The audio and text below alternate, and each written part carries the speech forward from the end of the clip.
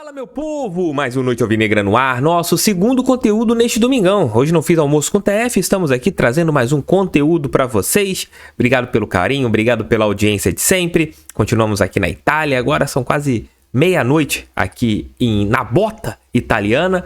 Hoje foi bacana aqui na Itália porque pude acompanhar, eu fui no jogo, né, da Roma contra o Sheriff, né, um jogo pela Europa League. Hoje estava em um local aqui no mercado, né, o famoso mercado italiano, e pude ver o jogo da Fiorentina, junto ali os torcedores do time aqui de Firenze. E é diferente demais, né, a maneira que eles torcem da nossa maneira, assim, italiana é bem passional também com o futebol como nós somos, e foi bem bacana, mas uma experiência bacana, assim, de acompanhar um jogo em outro país, mas dessa vez não no estádio, mas junto com os torcedores de outra equipe. Bacana, achei uma experiência bem legal. Mas vamos falar de coisas que vocês querem saber. Infelizmente o Botafogo segue ainda sem ter fechado nenhuma negociação.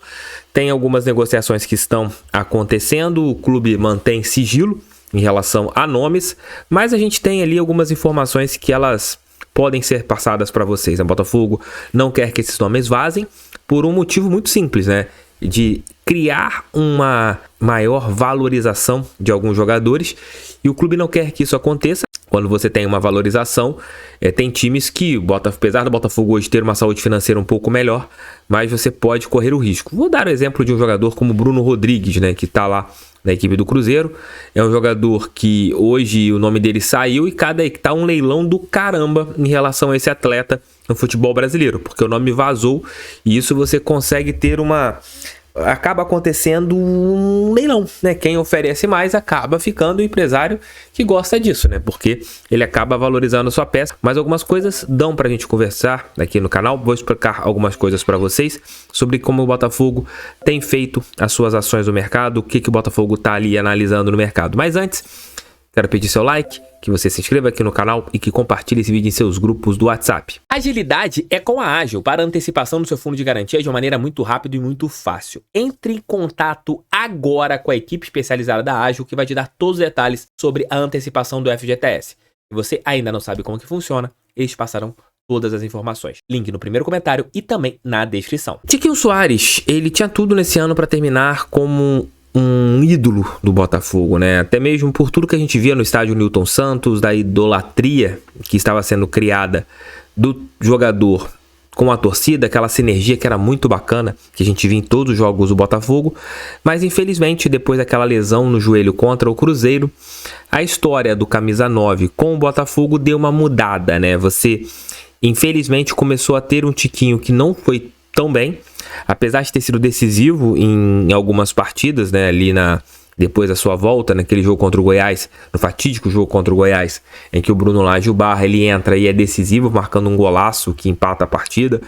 Foi bem contra o Fluminense, marcando um gol decisivo, gol que deu a vitória para o Botafogo contra a equipe das Laranjeiras, e ele continuou sendo um jogador importante, e teve os seus problemas pessoais, que todos nós sabemos, em relação ao seu pai, que está com uma doença seríssima, e ele acabou perdendo a confiança. Você não via mais o Tiquinho após o pênalti, e aquela partida contra o Palmeiras é muito simbólica em 2 pontos, porque no primeiro tempo a gente tem um Tiquinho que joga demais, muita bola.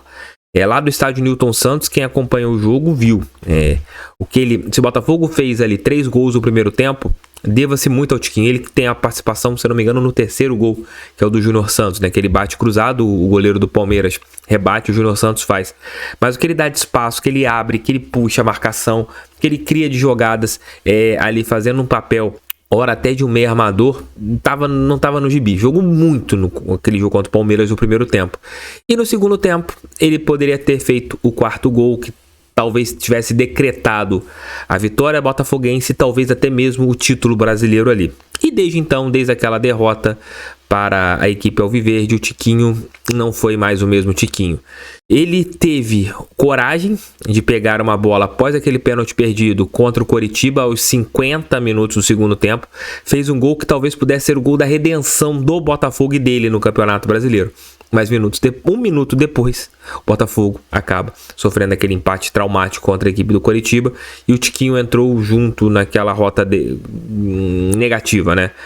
Mas o que esperar do Tiquinho em 2024? eu acho que eu espero um tiquinho do primeiro turno do Campeonato Brasileiro. Um tiquinho da temporada de 2024. Espero um tiquinho de 23, perdão. Espero um tiquinho que seja muito participativo.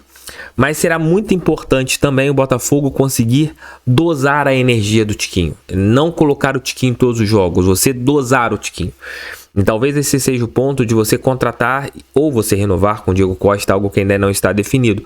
Porque você não pode jogar tudo em cima apenas de um jogador. Se ele tiver uma lesão, ferrou.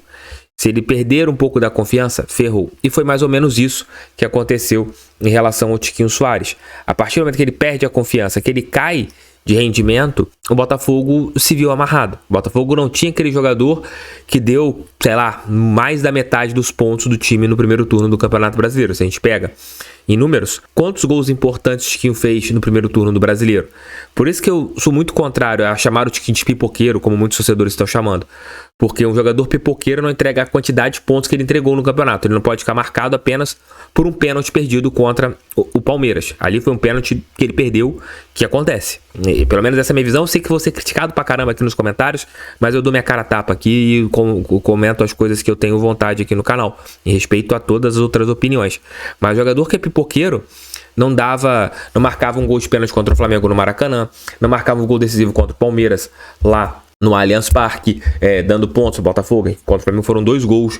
Não marcava gols importantes em outras partidas do Campeonato Brasileiro como ele fez. O Tiquinho, acho que ele foi tão importante para o Botafogo no primeiro turno, como eu tenho certeza que ele será na próxima temporada. Eu sei que o torcedor tá magoado, que o torcedor tá revoltado com alguns pontos e com razão pela queda de rendimento do Botafogo, mas eu acho que se a gente pega na balança o que foi o Tiquinho na temporada, o seu peso tá muito pendente ainda pro lado positivo. Foi o artilheiro do Botafogo no ano, foi importantíssimo em várias vitórias do Botafogo no Campeonato Brasileiro, foi um jogador decisivo em várias vitórias do Botafogo no Campeonato Brasileiro. TF, mas ele perdeu um pênalti decisivo também na Copa do Brasil contra o Atlético Paranaense. Tá, beleza. Mas quem marcou o gol que levou a partida para os pênaltis? Foi o Tiquinho. Quem marcou um gol do Botafogo lá no Paraná, quando o jogo nós tomamos a virada para 3-2. O Tiquinho marcou um gol. Então a gente tem que ver. O Tiquinho foi muito importante nesse ano. E tomara que agora nessas férias ele consiga colocar a cabeça no lugar, que eu acho que atrapalhou demais, que o lado físico dele seja muito bem preparado nessa pré-temporada e que ele possa voltar a ser útil para o Botafogo no ano de 2024. Mas comentem aqui, quero saber as opiniões de vocês. Eu sei que vou tomar muita pancada nesse conteúdo aqui, mas é minha opinião e eu quero saber o que vocês acham sobre o Tiquinho Soares. Outro detalhe, o Botafogo segue analisando o mercado sul-americano, tem conversas ali com alguns jogadores e é algo que o Botafogo ele continua mapeando no mercado. Talvez as primeiras apostas do continente não foram tão positivas. Se você pega jogadores que o Botafogo contratou da América do Sul, não foram atletas que tiveram desempenhos interessantes, né? Tanto na primeira janela, quanto nessa segunda e também o ano passado. Isso entra muito dentro daquilo que o John Textor quer a respeito do nosso continente. Que o Botafogo seja a porta de entrada de muitos talentos daqui da América do Sul, jogadores que são destaques no continente, para que eles, isso palavras do próprio John Textor, possam chegar à Europa. Isso não passa nem a apuração, isso é mais algo que o próprio Textor já disse. E o Botafogo segue fazendo essa análise, segue observando e segue fazendo ações em relação ao mercado sul-americano. E para o Botafogo ser bastante assertivo nessas contratações, nessas buscas pelo mercado sul-americano, durante todo o ano, o scout do Botafogo acompanhou várias partidas em vários torneios in loco, competições nacionais, competições internacionais, para que você tivesse um mapeamento muito bem feito a respeito de atletas. Claro, você tem aquelas figurinhas carimbadas, aqueles jogadores que vocês conhecem, que quando aparecer o nome, o Botafogo tá negociando com esse jogador, você fala assim, caraca, esse cara é bom. E também aquelas peças que não são tão conhecidas.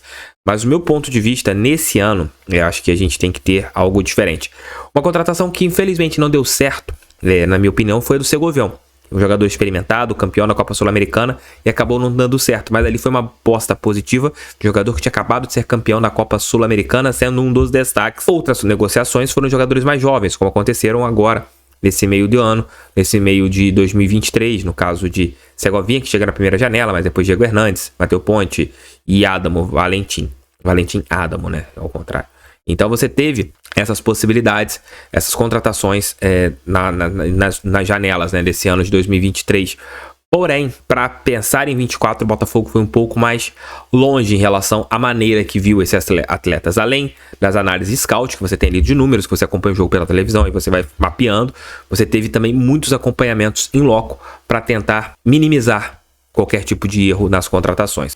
O Botafogo, ele deve ir atrás de jogadores, talvez até podendo ser novos, mas com um pouquinho mais de bagagem para eles chegarem e ajudarem o nosso clube. Tamo juntos, fique com Deus. Volto às 5 da manhã ou 6 da manhã com o nosso giro de notícias amanhã cedo. Tamo juntos, fique com Deus. Valeu e fui. Pra cima deles fogão, sempre fogão. Valeu.